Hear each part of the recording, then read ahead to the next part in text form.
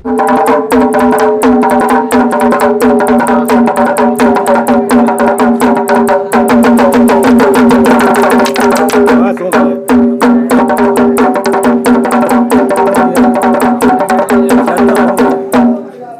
सवाल डुगडुगी बजाने वाले व्यक्ति से, डुगडुगी बजाने का खास मकसद क्या है? अस्सलामुअलैकुम। ये कभी देखे होंगे कोई भी काम शुरुआत करने से पहले राजा महाराजा के टाइम में भी डुगडुगियाँ बजा के शुरुआत शुभ कार्य करने के लिए बुलाते थे जनता को और इकट्ठा करके बातचीत होती थी। और इंशाल्लाह इस बार जो है डुगडुगियाँ बजाए हैं, इंशाल्लाह ढोल चाप भी है कलाम भाई का, इंशाल्लाह डुगडुगियाँ से शुरुआत किए हैं, इंशाल्लाह इनकी जीत पक्की है इंशाल्लाह। सब लोग दुआ की दरख्वास्त है। संकेत किस चीज का है? ये संकेत ये है डुगडुगियाँ बजा के जनता को इकट्ठा करना और सबको कहना है कि अच्छे नेता को चुने, अच्छे प्रत्याशी को चुने और कलाम भाई को वोट। चलिए दूसरा सवाल कलाम भाई आपसे, इस प्रेस कॉन्फ्रेंस बुलाने का खास मकसद क्या है? सबसे पहले मैं आपका और हमारे बीच जो हमारे समर्थक हैं उनका तहे दिल से शुक्रगुजार हूं और आभारी हूं। और आप लोगों को बुलाने की वजह ये है कि आज के डेट में सोशल मीडिया का ज़माना है और आपके माध्यम से जो लोग नहीं जानते होंगे, आपके माध्यम से उनको सारी बात की जानकारी हो जाएगी। इसीलिए मैंने ये आप लोगों को दरख्वास्त किया है कि आप लोग आएँ और हमारी ज़बान से हमारे पंचायत के बारे में जानकारी लें और लोगों तक पहुंचाएं और जनता को जागरूक करें। क्या इस प्रेस कॉन्फ्रेंस से जनता जागेगी? जनता के अंदर कुछ सुझाव करने का मौका मिलेगा? क्या जनता इस प्रेस कॉन्फ्रेंस को स्टैंड कर पाएगी? मेरे ख्याल से जो मेरा आग्रह है, जिस तरह से मैंने लोगों से मिला है, लोगों से बातें हुई है, तो मोटा मोटी जनता सब जो है मुझे चाह रही है। इसलिए कि हमारे पंचायत में टोटल मुखिया, टोटल कैंडिडेट 5 कैंडिडेट हैं और अल्लाह के फजल करम से सब में मेरा नंबर 1 चल रहा है।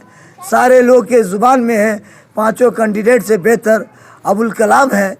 लेकिन मैं ये आपके द्वारा इसलिए बताना चाह रहा हूँ कि ताकि जिनके पास ये बात नहीं गई है, जिनको बहकाया गया है, तो कम से कम आपके द्वारा उनके पास हमारी बात चली जाए। बेशक।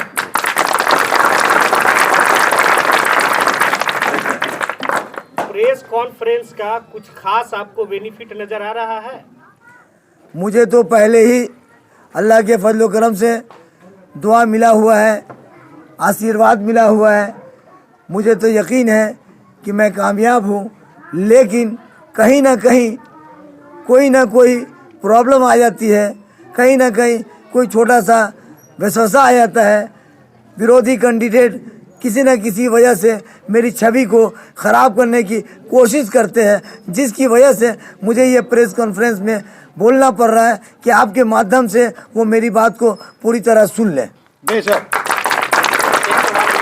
लोगों को कह दिया है और मैं आपके सोशल मीडिया के माध्यम से भी आप जनता को बताना चाहूँगा कि हमारी पंचायत में सबसे पहले जो भ्रष्टाचार है, जो घूसखोरी है, मैं उसका खात्मा करूँगा। नंबर दो लोगों के साथ में जो इंदिरा आवास वगैरह मुखिया द्वारा दिलाया जाता है, जिसमें मुखिया लोग जो जोर ज़बरदस्ती लोगों से, जनता से पैसा मांगती है, ज़बरदस्ती मांगती है। लोग अगर एतराज़ करते हैं तो ये कहते हैं कि जो मिल रहा है उसका शुक्रगुजार हो, यदि तुम्हारे बाप का नहीं है। तीसरा, अगर हम कामयाब होते हैं तो हमारी जनता को बहुत सारी प्रॉब्लमें हैं, जैसे महिलाओं को बहुत प्रॉब्लम है, किसी चीज़ की ज़रूरत पड़ती है, अगर मुखिया के पास जाता है तो मुखिया उसके साथ में बहुत गलत बिहेव करता है, ऐसा बिहेव करता है जो आपके माध्यम से बताने का मेरे पास में कोई टाइम नहीं है। तीसरी बात, मैं अपने जानिब से ये वादा करता हूँ जनता से, सारे समर्थक से, आपके चैनल के माध्यम से, कि हमारी पंचायत में एम्बुलेंस की सुविधाएं मैं रखूंगा, ताकि रात में किसी को कोई इमरजेंसी हो तो उसको उसका लाभ मिल सके। चौथा है, हमारे यहाँ स्कूल वगैरह है जिसका जो है बच्चे लोग को सही तरीक़ा से उसका देख रेख नहीं हो रहा है, ना मास्टर सही जिम्मेदारी लेता है, ना कोई जिम्मेदारी लेता है। मैं इस पर पूरा खड़ा उतरूँगा। चौथा ये है कि हमारी महिलाएं अगर किसी, पांचवा ये है कि हमारी महिलाओं को किसी तरह का कोई विकास द्वारा कोई काम अगर हो, चाहे वो वोटर कार्ड, आधार कार्ड, पहचान पत्र, किसी तरह का भी कोई काम अगर होगा, उस महिलाओं से मैं ये अनुरोध करूँगा कि मेरा नंबर वो रखेंगी और मैं वार्ड मेंबर के माध्यम से मैं आपका काम करवाऊँगा। मैं अपनी महिलाओं को ब्लॉक या थाना या किसी स्तर पे जाने नहीं दूंगा। अगर आप लोगों को किसी तरह की दुविधाएं होगी, मान के चलिए बगैर लोग के जैसे महिलाओं की वहाँ ज़रूरत है, अगर उनकी ज़रूरत पड़ेगी तो वो बेसाख्ता जाएंगी। अगर उनकी ज़रूरत नहीं पड़ेगी तो हमारे वार्ड मेंबर को मैं उनका जो भी काम है, जो भी मसला है, मैं उसको हल करवाऊंगा। ये मेरा वादा है। बेशक, इंशाल्लाह। एक सवाल, क्या ये चुनावी शब्द है या हकीकत है? मैंने ये बात पहले कह दिया है कि वर्तमान कैंडिडेट, वर्तमान मुखिया को 3 बार जनता ने मौका दिया और हम वो आपसे पूछ रहे हैं कि आपने जो वादा कर रहे हैं, ये चुनावी मुद्दे का एक शब्द है या हकीकत है? ये बिल्कुल हार जीत दूसरा फैसला होगा। क्या आप जनता से जुड़ करके इस चीज को निभाएंगे? मेरा ये जुमला बिल्कुल नहीं है। मैंने आपके चैनल के माध्यम से, लाइव टीवी के माध्यम से, BHO के माध्यम से, इससे पहले भी मैंने इंटरव्यू दिया है कि भाई मैं पूरी जनता को ये इख्तियार दूंगा, ये उसको हक दूंगा कि अगर मैं जीतने के बाद आपका काम बखूबी जिम्मेदारी से अगर नहीं निभाऊंगा तो आप 10 से 20 व्यक्ति मिल करके आप फायर कीजिएगा, थाना में एक आवेदन दीजिएगा और हमको जेल भेजा दीजिएगा। क्या विपक्ष में काम कर पाएंगे? बिल्कुल, किसी जगह में मैं कहीं से नहीं रुक सकता हूं, ये मेरा वादा है। अच्छा, तो ये बताइए जीतने के बाद वो 3 काम जिसको आप प्राथमिकता देंगे, प्रायोरिटी में रखेंगे, वो काम बताइए। सबसे पहला काम तो मैंने आपको कह दिया कि मेरे गांव में जो भ्रष्टाचारी हो रही है, जो लोगों के साथ में जुल्म हो रहा है, किसी भी छोटे बड़े काम के लिए जो घूस मांगा जाता है, वो मैं होने नहीं दूंगा। दूसरा काम मैंने बता दिया कि किसी महिला को, किसी भी फर्द को, कोई भी व्यक्ति को अगर कोई मुखिया द्वारा चाहिए, वार्ड मेंबर द्वारा चाहिए, जो पॉसिबल होगा, मैंने बार बार कह दिया है, उसको जाने की ज़रूरत नहीं होगी, उसके घर बैठे उसका काम होगा। और तीसरा मैंने ये कह दिया है कि बच्चों के स्कूल के लिए जो सुविधाएं हैं, जो पढ़ाई मास्टर जो कोताही कर रही है, ये तमाम चीज़ें मैं टीचर पर, स्कूल में मैनेजमेंट पर पूरी जिम्मेदारी से ध्यान रखूंगा। नेताजी विपक्ष में रह करके क्या करेंगे? आखिरी में ये सवाल नेताजी 1 मिनट, कि 14 आपने तारीख के कहा बाद कि पक्ष में रह करके ये करेंगे, विपक्ष में रह करके आप क्या करेंगे? देखिए, हमारा मानना है, जब मैं वोट भी मांगता हूँ तो जनता से यही शब्द कहता हूँ, चाहे मैं घर जाके बोलता हूँ या कॉन्फ्रेंस में बोलता हूँ, चाहे मीटिंग में बोलता हूँ, कि हमारे बीच 5 कैंडिडेट हैं, जो बेहतर है उसको चुनिए। मैं हमेशा हर चैनल के माध्यम से ये कहता हूँ, इसलिए कहता हूँ, मैं फ़ख्र से कहता हूँ, क्योंकि मैं साफ छवि का ईमानदार और गुड कैरेक्टर आदमी हूँ। आप पर एक एतराज़ करते हैं लोग कि आप जो है कारोबारी आदमी हैं, आप रहते नहीं हैं। अगर आपको बना दिया जाए, जिम्मेदारी दे दिया जाए, तो आप यहाँ से चले जाएंगे, अपना कारोबार संभालेंगे। इस बारे में आप क्या कहेंगे? बहुत अच्छा सवाल है आपका। अगर हमारा बिहार इतना अच्छा होता तो आज हमारे हर घर से एक एक आदमी प्रदेश की तरफ नहीं जाते कमाने के लिए, जब हमारा यहाँ रोज़गार का सुविधा होता। जब हमारे दादा यहाँ थे तो हमारे वालिद साहब कोलकाता पोर्ट ट्रस्ट में नौकरी करते थे। जब हमारे दादा इंतकाल हो गए, हमारे पापा जो है रिटायर होने के बाद गांव पकड़ लिए, और जब तक वो हयात से थे तो गांव में थे।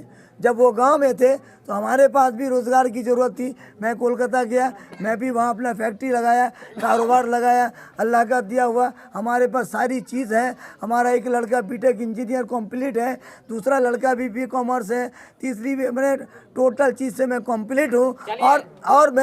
और मैं ये ख्वाहिश करके, मेरी एक ख्वाहिश है, जबकि मेरे बच्चे इस मामले से राज़ी नहीं है, मगर मेरी ख्वाहिश है कि मैं जनता के बीच रह करके खिदमत खल करूं, लोगों की सेवा करूं। ये सोच करके मैं मैदान में आया हूं।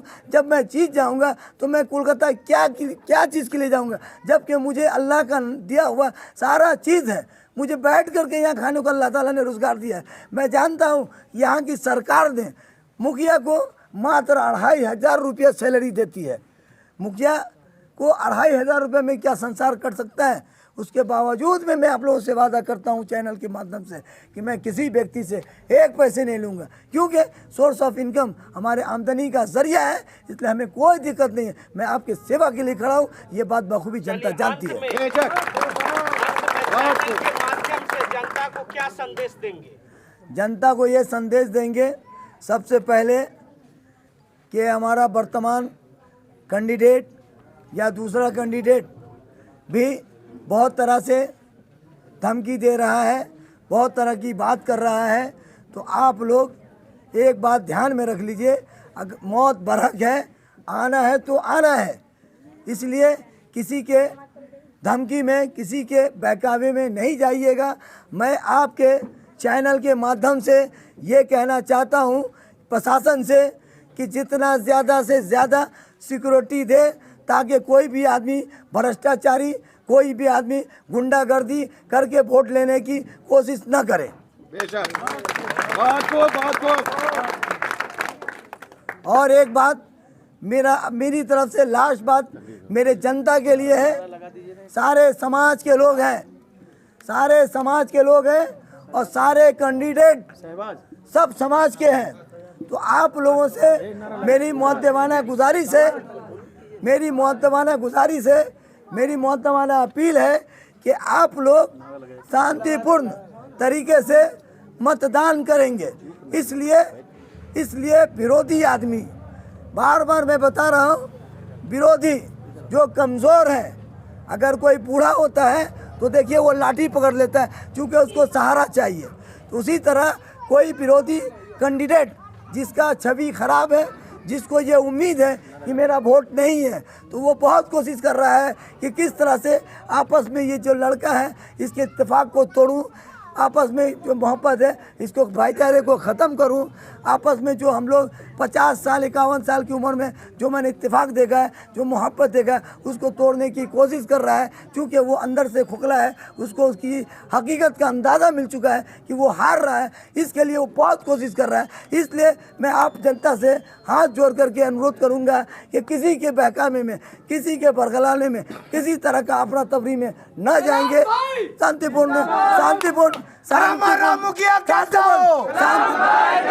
शांतिपूर्ण तरीके से आप मतदान करें, मत करें और किसी तरह के भेदभाव में न जाएं, क्योंकि इलेक्शन 4 दिन के बाद ख़त्म हो जाएगा, लेकिन हम सब समाज के हैं, एक साथ ही रहेंगे। यही बात कह करके मैं अपनी बात ख़त्म करता हूँ। जय हिंद।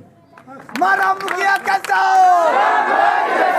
जीतेगा भाई, जीतेगा, जीतेगा भाई, जीतेगा। कोई नहीं है टक्कर में, अरे क्यों पड़े हो चक्कर में? अरे जीतेगा भाई, जीतेगा। हमारा मुखिया कैसा हो? जीतेगा भाई, जीतेगा।